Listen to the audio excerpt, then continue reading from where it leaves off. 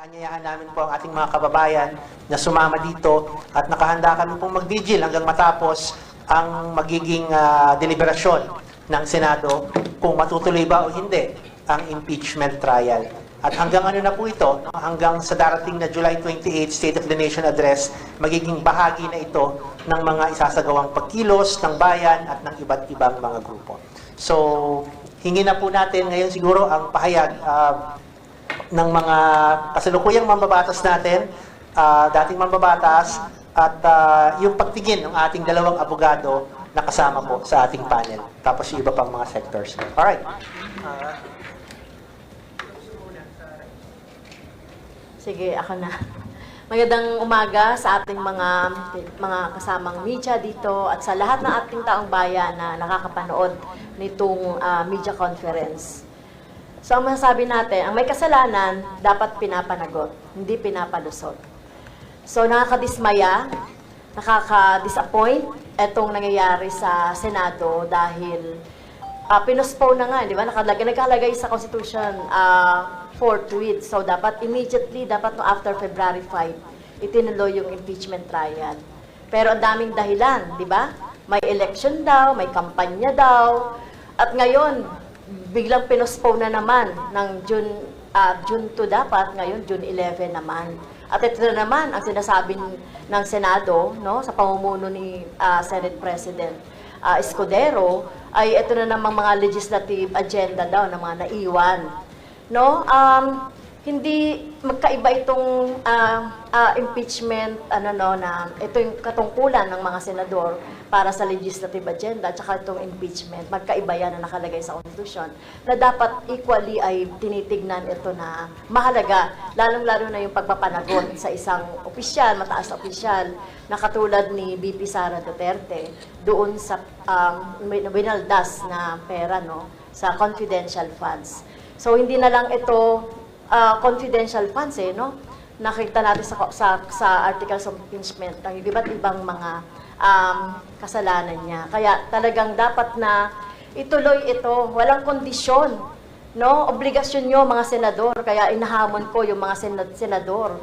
Lalong-lalo na yung mga nananalo dyan, no? Na talagang patunayan ninyo na dapat ay gawin ninyo yung inyong obligasyon sa taong bayan. Kaya ituloy dapat ang impeachment. Can I get Raul's statement? Magandang umaga po sa lahat. Nagsabi ang impeached Vice President na haharap naman siya sa Senado para sa impeachment trial. May bahagi rin ng mga supporters mismo niya na naniniwalang dapat matuloy ang impeachment trial para mahusgahan once and for all ang Vice Presidente hinggil sa paggamit niya ng public funds. Yet the sitting President sends signals to indicate that he is against the impeachment process. Bakit ba siya nagbe-meddle dito? Dahil ba may mga issue din siya na ayaw niyang maungkat?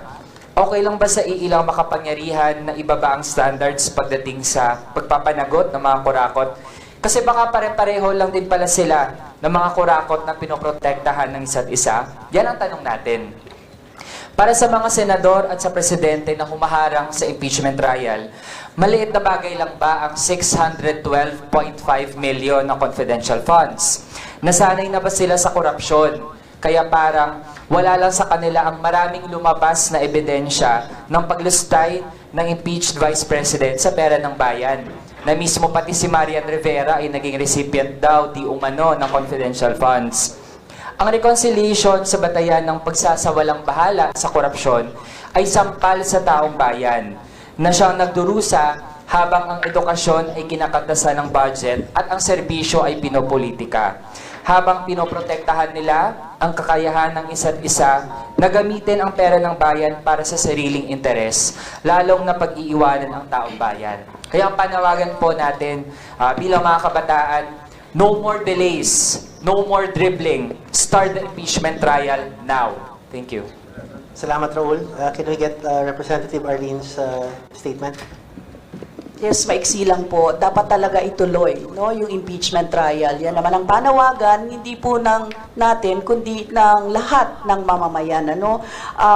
In fact, yung interes po ng publiko ang pangunahin ngayon. Dahil nang maisampa yung impeachment ay dapat tinakel na ito ng Senado. Kaya nga forthwith, di ba? So, nasa interes ng publiko ang malaman kung ano ang mga articles of impeachment at malaman kung ano talaga ang mangyayari, di ba? So, lahat ay nakaabang ngayon. Kaya dapat po talaga na gawin ng Senado ang trabaho niya. Dahil hindi nasa discretion niya, no? Kundi trabaho niya po 'yon ayon sa konstitusyon na magkaroon ng impeachment trial agad. At malaman ng publiko, kasama ang publiko na malalaman kung ano ang naganap ng nakaraan, no? So, any delays po ay talagang matinding backlash doon sa mga gustong malaman kung ano ang tunay na pangyayari dito sa usapin ng halimbawa ng confidential funds at lahat.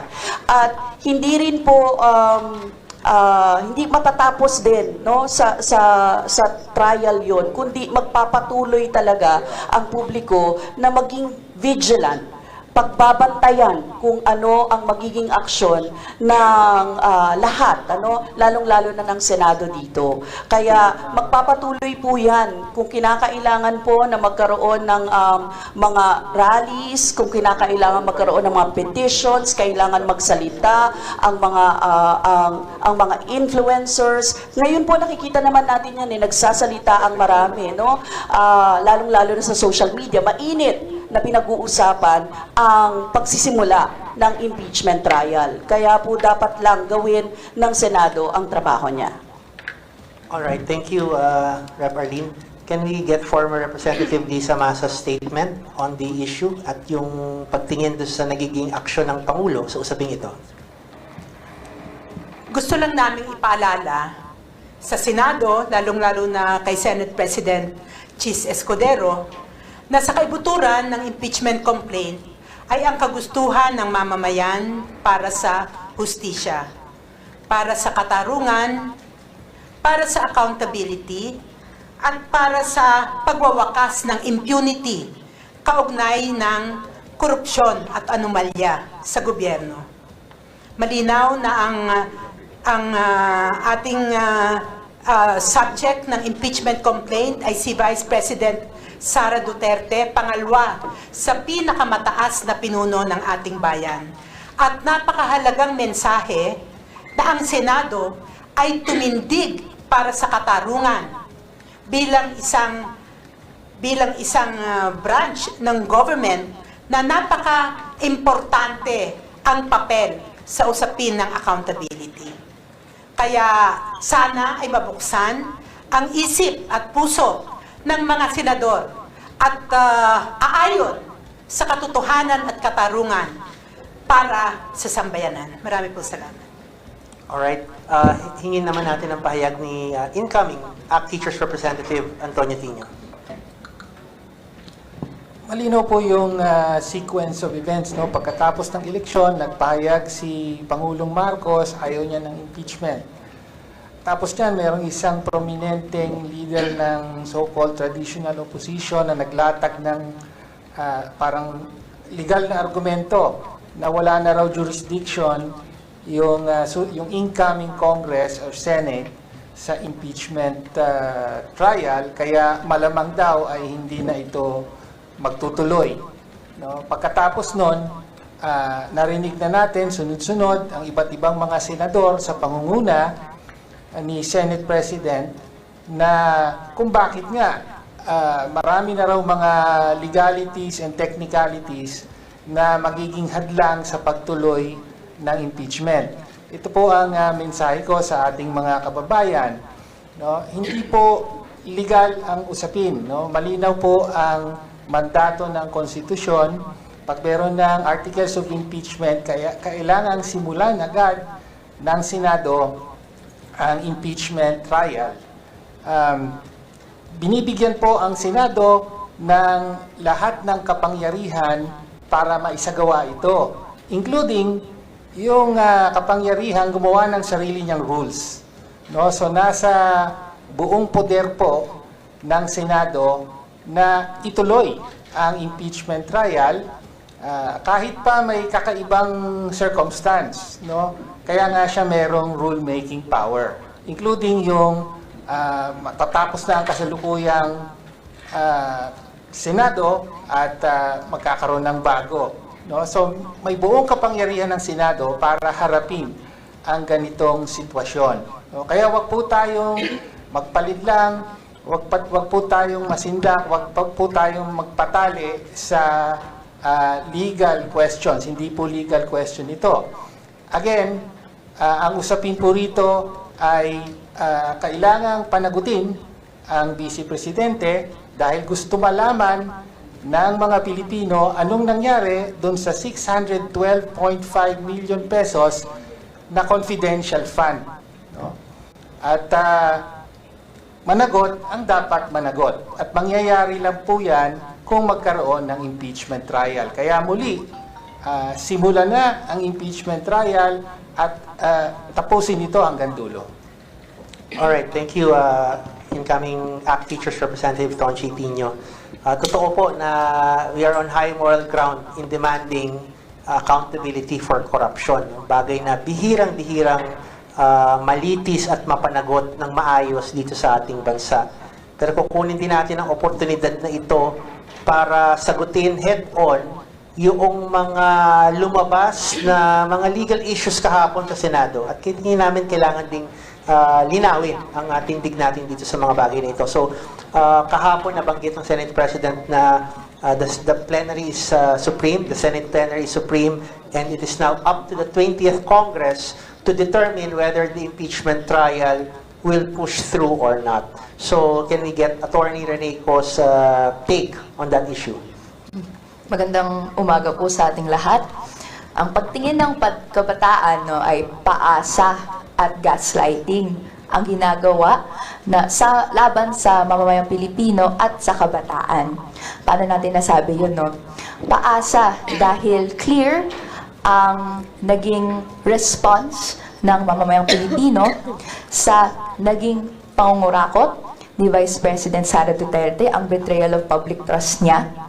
At nag-transmit nga po ang House of Representatives ng verified impeachment complaint, no, nung February pa. Pero 4 months have passed. And hanggang ngayon, yung pinromise nga sa atin na magsisimula ng trial ng June 2 ay na-move pa ng June 11. Paulit-ulit na binebetray, paulit-ulit na pinagwawalang bisa ang gustong sabihin ng mamamayang Pilipino at ng kabataan. Kahit clear naman yung gustong sabihin. And paano sinasabing gaslighting, no? Ito rin po ay yung mag-a-address nung sinasabi nating legal concern. Dahil tama naman po na hindi to usaping legal lang, no? Hindi pwedeng i-ignore yung maraming sinabi ng mga napakaraming sumuporta sa dapat kilatisin, mag-undergo trial yung mga iba't ibang pinahayag na concern sa pamamalakad ni Vice President Sara Duterte. Pero usaping legal din ito. At ang mga iba't ibang pamamalakad ng mga statements ng ating public officials, ni President Marcos and ni Senate President Chis Escudero, ay contrary to the Constitution. Dahil po, in a press conference yesterday, sinabi niya that kapag nag-convene, the plenary is the supreme body of the Senate and it gets to decide anything. Even yung pagko-convene itself as an impeachment court. With all due respect, the plenary is not supreme. The people are supreme. And sa ratification ng 1987 Constitution na ginawa ng sambayanang Pilipino, sinaad doon that pagka may verified complaint na, magko-constitute ito ng articles of impeachment once it is transmitted to the Senate, and trial by the Senate shall forthwith proceed. Hindi po discretionary ang pagpo-proceed sa trial. Ito po ay minamandato ng konstitusyon. Ibig sabihin, hindi po ito up for a vote. Ang tinatawag ng konstitusyon na gawin ng Senado ay agaran at walang choice kung hindi mag-convene, no, bilang impeachment court at isa lang na ang mga concerns ng mga mamamayang Pilipino. Ito po yung tatawag natin gaslighting, yung sasabihin that the Constitution or the law says one thing, but the black text of the Constitution will provide otherwise. Kaya po, agrabyado ang kabataan na pinag-aralan ang ating kinabukasan na harapin, no? Dahil sa masalimuot na prosesong i-undertake natin pero kailangang gawin para to hold accountable, mapanagot ang lahat ng dapat mapanagot. And so, ang panawagan ng kabataan, stop the delays, no? And convene the impeachment court, start the trial now. Maraming salamat po. Alright, thank you, Attorney Reneco, incoming Kabataan Party List Representative. Now, kahapon, binanggit din sa Senado ng Senate Majority Leader Francis Trentino na wala nang panahon para ituloy pa ito and the impeachment complaint is considered functionally dismissed. So, we'd like to get the take of Attorney Nery Colmenares ng Bayan muna. Totoo bang functionally dismissed na at wala nang pag-asa itong complaint na to? Go ahead, Nery. Yes. Dismayado ang mamamayan sa aksyon o mga sinasabi ng ilang senador natin, lalo na ng majority leader, lalo na kahapon. Alam naman nating lahat ng mamamayan natin ay gustong malaman kung ano talaga ang nangyari doon sa confidential funds. Marami ang nagsasabi, kahit saan panig pa naman sila ng politika, na dapat nga masalang ang Vice Presidente para masagot ang kanyang mga akusasyon sa kanya. Kaya nakakadismaya sa marami, lalo na sa mamamayan, na dinidelay ang impeachment trial. E nakalagay naman, paulit-ulit na sinasabi na hindi diskresyon ng Senado kung i-delay o hindi i-delay, kung kailan nila gawin ang impeachment trial. Shall forthwith proceed, ang sabi ng konstitusyon. Nakakadismaya din na sinasabi nila, nabanggit nga ni Attorney Rene and Congresswoman Rene-elect, na hindi diskresyon ng Senado yan, na parang binibigay sa plenary ang desisyon whether gampanan nila ang constitutional mandate nila o hindi. The Senate plenary is not supreme over the Constitution. And it is not up for the Senate to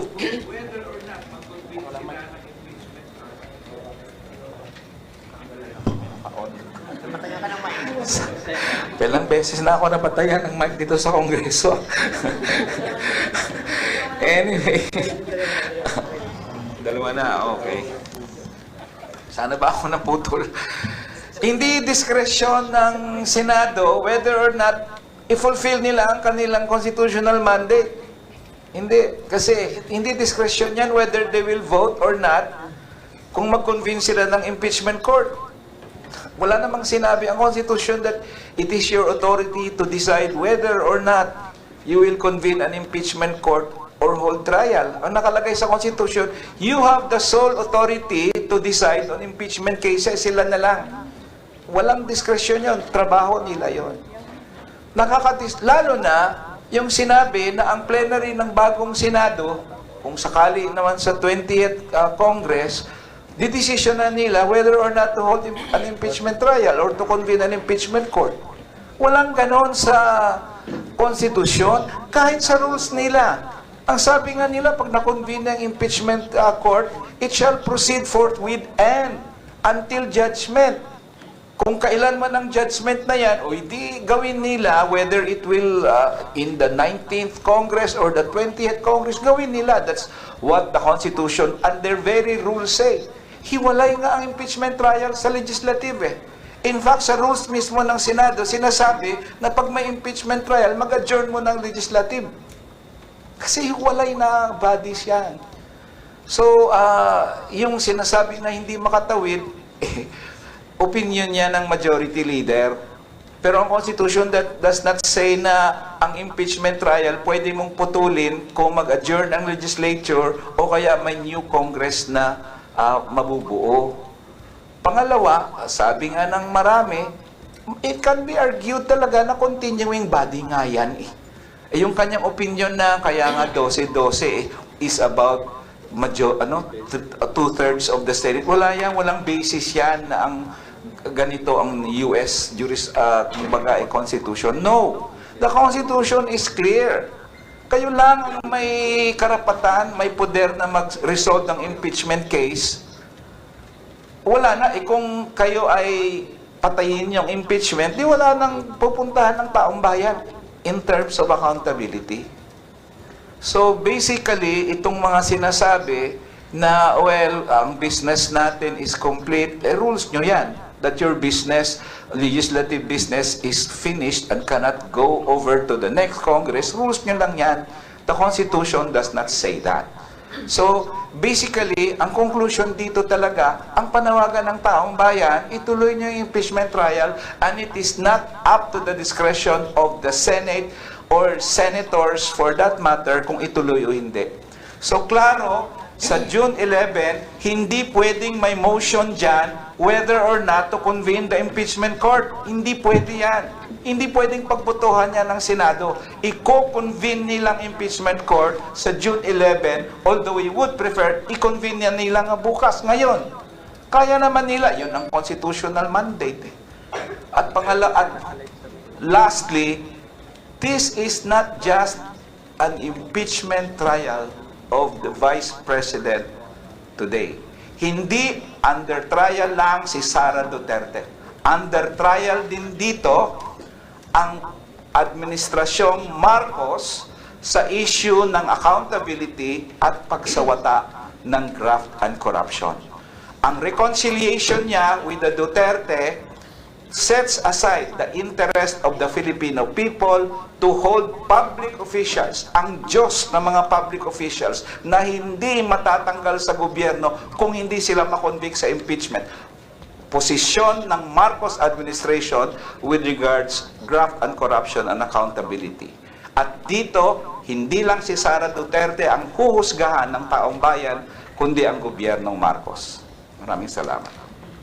Alright, thank you, Neri.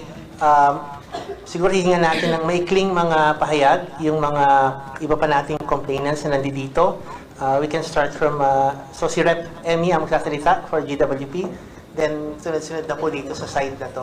Mga maikling mga ano lang. Sa akin yung ano lang, pagdidiin na ang catchphrase talaga, ang pinaka-bottom line na phrase dito, yung public interest.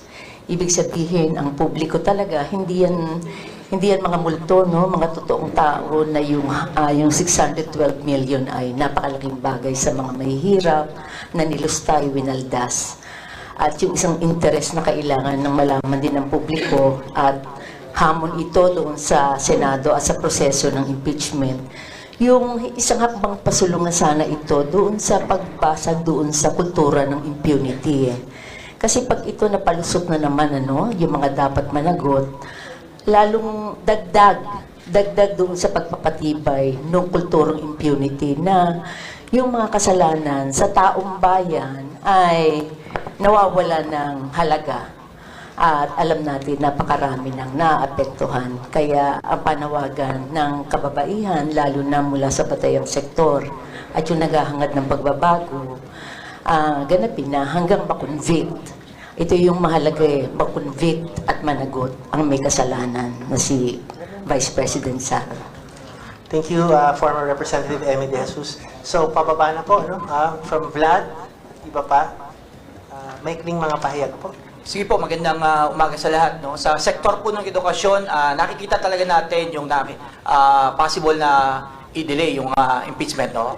Kaya nakikita natin dito, mukhang kamag-anak talaga po ng konsentidor, ang mga mandarambong, ang mga magnanakaw at ang sinungaling. Kaya po yung hapon natin sa Senado at kay Marcos mismo, ay huwag konsentihin. No? Yung kaso ng pandarambong mismo ni BP Sara. Dapat pong matuloy ang maninig kasi may gusto tayong marinig. Tandaan po natin, milyon-milyon po ang usapin dito at dapat yun ang panagutin talaga. Alam niyo po sa paaralan, kapag po ang kabataan o isang bata, pag may simpleng kasalanan, dinadala po natin yan sa guidance office. Pero ito po, milyon-milyon, pandarambong po ang usapin dito. Kaya tingin natin, kailangan dinggin, kailangan litisin, at kailangan may managot. Kasi po habang nangyayari ang pandarambong na ito, No, yung sahod po ng teacher ng panahon yan ay napakaliit. Ang benepisyo po hindi po binibigay. At ang mga kakulangan po, sangkatutak na kakulangan sa mga silid-aralan, sa guro at mga pasilidad. At hanggang ngayon po, pagpapasok ng pasukan na ito, ay maradarama pa rin po natin, lalo na ng mga magulang, ng mga guro at saka ng mga estudyante. Natataka po kami, kung may NCAP po sa simpleng traffic violator, no? Pero bakit dito meron din pong NCEP, no conduct evasion policy? Gusto bang iiwas ng gobyernong Marcos nito ang pinakatalamak na mandarambong? Kaya po sa mga teachers, sa sektor ng edukasyon, magbabantay po kami rito. Lalaw po kami rito. Dahil apektado po kami rito, pera ito ng taong bayan, pero ito dapat na ginamit sa sektor, lalo na sa sektor ng edukasyon. Yun lang po. Maraming salamat.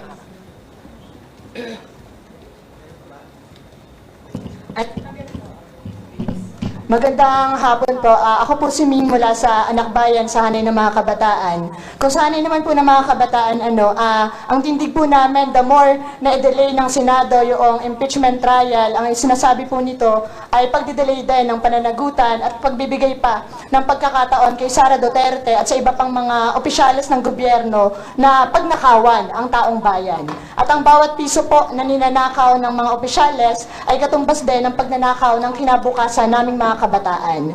Ang hindi agad pagresolba o hindi agad pagtugon ng Senado sa impeachment ni Sara Duterte ay pagtalikod nila sa mga mamamayan. At ang pagtalikod pong ito ng mga senador sa mga mamamayan ay pagtalikod nila doon sa kanilang responsibilidad na sinumpaan. So asahan po ng Senado na patuloy nakikilos ang mga kabataan, hindi lang para panagutin si Sara Duterte, kundi panagutin din ang lahat ng kasabwat ni Sara Duterte sa pang-aabuso ng kapangyarihan at pagtataksil sa tiwala ng publiko. Yun lamang po at maraming salamat.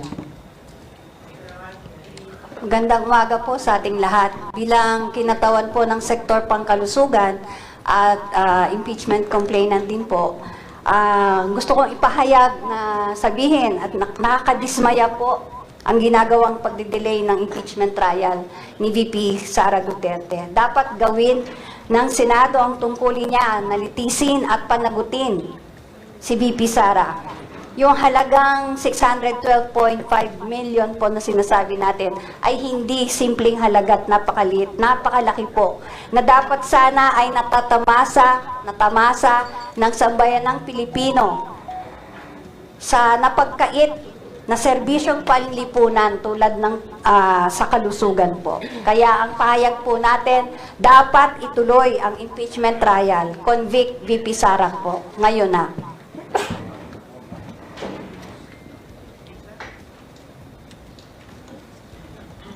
Mula po sa Concerned Artists of the Philippines. So as artists and concerned citizens, we call on the Senate to meet our expectations. Seryosohin at ituloy ang impeachment trial laban kay Sara Duterte.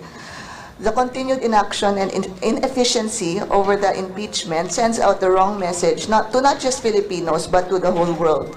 Isa itong important and historical political process, but it also has cultural impacts. The continued inaction of the Senate reinforces the culture of impunity, inaction, and inefficiency across the whole country. Kayo ba ay nagiging mabuting role model sa kabataan sa pananahimik sa impeachment complaint? Siyempre hindi. Galit na galit po tayo kapag inefficient ang government services, meron ng ARTA, Anti-Red Tape Act, pero napakabagal sa impeachment complaint. Ang mga public school teachers at art educators, hirap na hirap kumuha ng suporta para sa mga initiatives namin, and yet we see the use of confidential funds and government resources for things like textbooks na hindi maganda. Ayun. Wala pong maitutulong sa paghuhubog ng isang mabuting pamayanan ang patuloy na pananahimik sa impeachment complaint. It will not do anything to shape Filipino values and the culture of good governance and genuine accountability kung hindi ito matutuloy. Lantaran na ipinapamukha sa atin na una, walang sense of urgency and responsibility kayo as public servants. Pangalawa, walang pagtalima sa sarili nitong proseso bilang institusyon at lalo na sa Constitution. Pangatlo, wala kayong pagpapahalaga na pinapakita sa boses ng taong bayan. This inaction is injustice to all Filipinos. You are not acting on the time made possible by the people's taxes and most importantly, the public interest. Maraming salamat. Malu Moniquez from Free the Artist Movement. Kumbaga sa isang sinubaybayan kasi natin to para na itong teleserye o telenovela na ang script ay binuo, ay participated on by lahat ng mga nag-participate dun sa hearing, ang mamamayan, no? We were so involved sa buong proseso, nagko-comment yung mga tao. So, ito ay isang inabangan, no?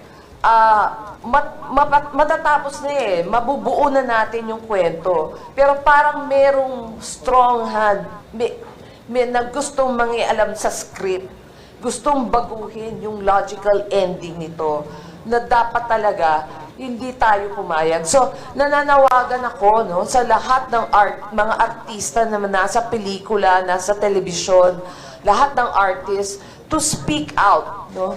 Sa mga kasamahan ko sa Free the Artist Movement, nandyan ang mga artista, John Arcilla, Angel Aquino, Leo Rial, no?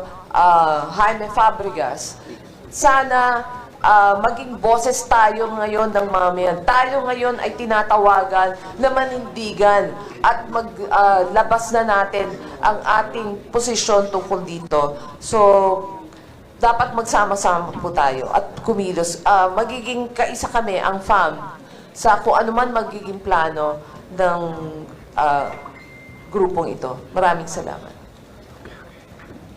Alright. Siguro sa ganyan, meron pa ba? Okay na po muna. Binubukas na po natin ang hapag para sa mga tanong mula sa members of the media. Go ahead po. Kung may katanungan po, sisikapin natin sagutin. Yes, ma'am. Hello, good morning pa. Good morning po. Yanes Kapan, TGMA News Online. The Senate President also mentioned that the complainants are free to go to the Supreme Court as a legal remedy. How do you respond to that? I think, with respect to our friend Senate President Escudero, it's really unfair to place the burden on the complainants at this time.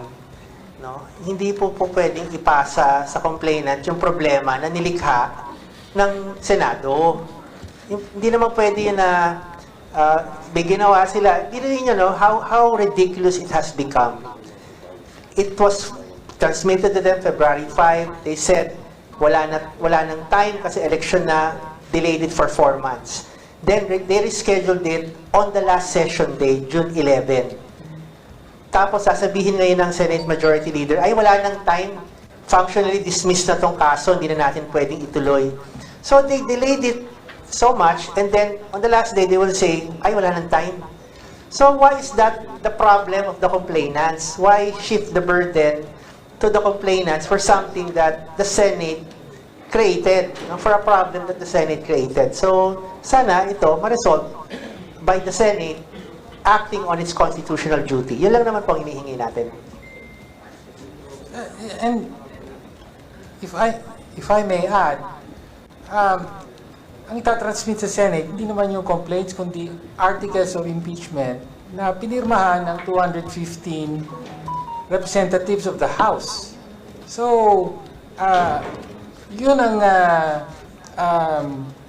nagbahagi ng proseso na kailangang aksyonan ng Senado. No? So, kaya wala talaga sa lugar yung statement ng Senate President na maghabulang mga complainants. No? Hindi na lang yung mga private complainants, private citizens ang involved dito, kundi kinatawan, no, ng 215 na mga kasapi ng co-equal na chamber ng Kongreso.